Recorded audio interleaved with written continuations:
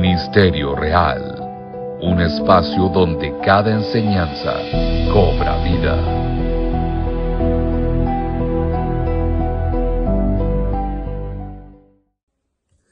Cuando hablamos de servir a Dios, muchas veces pensamos en lo que hacemos, en el lugar donde servimos y cómo nos ven los demás.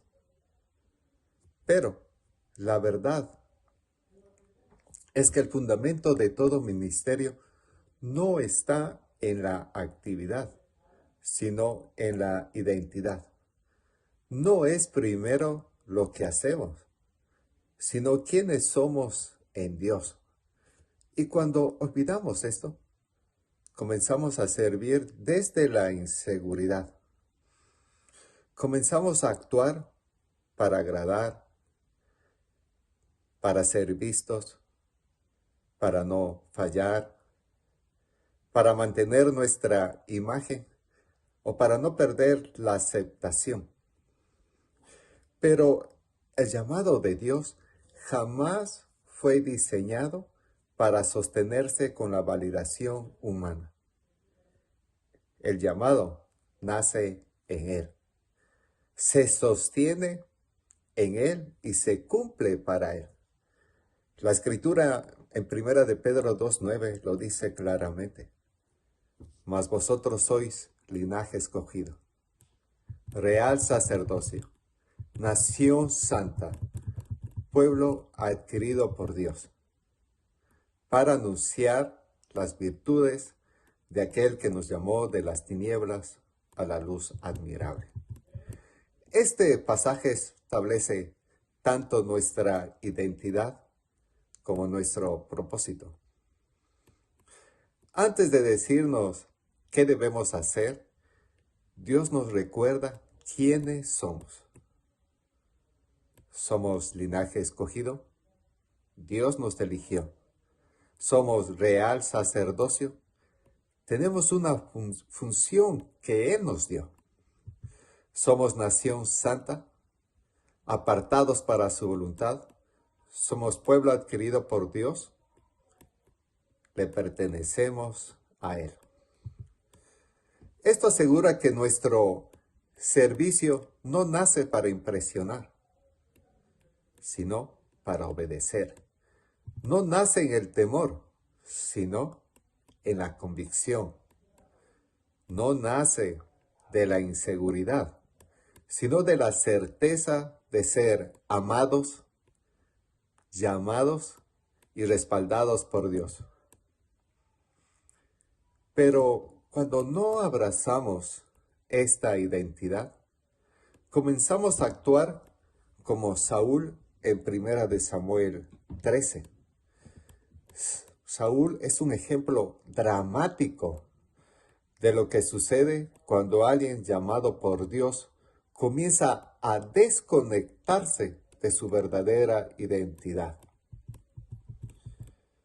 Saúl fue escogido por Dios, ungido por Samuel, respaldado para convertirse en el primer rey de Israel. Su posición no fue el resultado de esfuerzo humano, fue Dios quien lo eligió como rey. Sin embargo, aunque recibió identidad y respaldo, Saúl nunca pudo descansar en lo que Dios había dicho de él. Su corazón permaneció vulnerable al temor del hombre. En 1 de Samuel 13 encontramos una escena que revela esta desconexión. Voy a leer 1 de Samuel 13, del 5 al 8. Dice: Entonces los filisteos se juntaron para pelear contra Israel. 30,000 carros, 6,000 hombres de a caballo, y pueblo numeroso como la arena que está en la orilla del mar. Y subieron y acamparon en Mignas, al oriente de Bedabén. Cuando los hombres de Israel vieron que estaban en estrecho, porque el pueblo estaba en aprieto, se escondieron en cuevas. en fosos, en peñascos, en rocas y en cisternas. Y algunos de los hebreos pasaron el Jordán a la tierra de Gad y de Galaad. Pero Saúl permanecía aún en Gilgal, y todo el pueblo iba tras él temblando. Y él esperó 7 días, conforme al plazo de Samuel había dicho. Pero Samuel no venía a Gilgal, y el pueblo se le desertaba. Como escucharon, el pueblo de Israel estaba bajo amenaza. Los filisteos estaban a punto de atacar. Samuel había dicho que llegaría en 7 días, pero el 7º día estaba a punto de terminar y Samuel aún no aparece. Saúl observa cómo su ejército se dispersaba, cómo aumentaba la presión y cómo las circunstancias se complicaban. Y entonces, en lugar de recordar quién lo llamó, empieza a escuchar la voz de la inseguridad. Esa voz que te dice, si no actúas ahora, vas a perder el control. Si no haces algo, el pueblo te va a abandonar. Si no tomas una decisión urgente, todo se va a desmoronar. Esa es la voz del temor, no la voz de la identidad. Movido por esa inseguridad, Saúl decide ofrecer él mismo el sacrificio. Entonces dijo Saúl, traedme holocausto y ofrendas de paz, y ofreció el holocausto. Este acto no fue simplemente un error administrativo, ni un gesto de buena intención. El sacrificio era una función exclusivamente del profeta, un rol espiritual establecido por Dios con límites claramente definidos. El rey gobernaba, el profeta ofrecía los sacrificios. Saúl no solo actuó fuera de tiempo, sino fuera de su rol. Él usurpó una función que no le pertenecía. Cruzó un límite espiritual que Dios había establecido. Y lo hizo porque la inseguridad se apoderó de su corazón. Se sintió presionado por el pueblo. Sintió que estaba perdiendo el control. Y sintió que si no actuaba en ese momento, iba a quedar mal. En otras palabras, Saúl actuó para no perder la aprobación.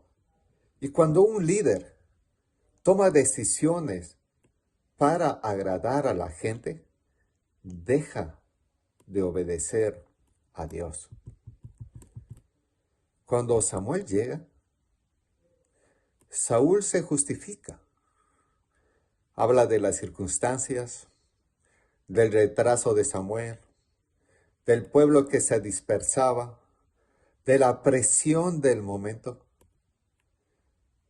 Pero Samuel no aceptó esa excusa y le dice con una frase clave, locamente has hecho esto.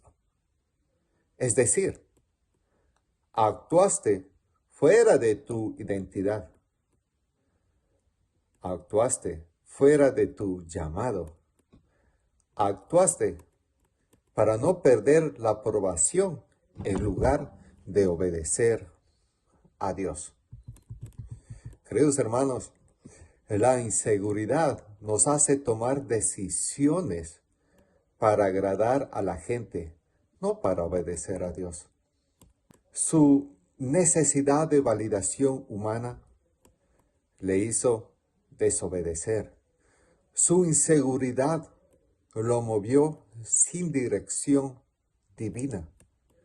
Su temor le empujó a hacer algo que Dios nunca le pidió. Ese día, Saúl fue desechado como rey de Israel. ¿Pero por qué? Porque su identidad no estaba arraigada en Dios. Comenzó bien, agradándole, pero terminó temiendo a la gente. Y cuando la voz del pueblo se hace más fuerte que la voz de Dios, el llamado empieza a tambalear. Lo mismo puede ocurrir hoy. Cuando un servidor o un líder o un ministerio actúa desde la inseguridad, intenta producir fruto sin obediencia, ministrar sin dirección divina, invade roles que no le corresponden, se mueve por miedo, presión o comparación. Como resultado, termina perdiendo sensibilidad a la voz de Dios. Por eso es bien importante volver otra vez a 1 de Pedro 2:9. Este versículo no está ahí de adorno o de decoración. Ese versículo está ahí para recordarnos quiénes somos. Linaje escogido, real sacerdocio, nación santa, pueblo adquirido por Dios. Hoy día Dios nos recuerda no solo que el llamado y la identidad vienen de Él, sino que Él nos sostiene, nos guarda, nos protege y nos respalda. Te animo, querido hermano, a nunca olvidar quién eres en Dios, porque solamente cuando recordamos quiénes somos en Dios, podemos ser instrumentos de su paz, dispuestos a cumplir sus propósitos.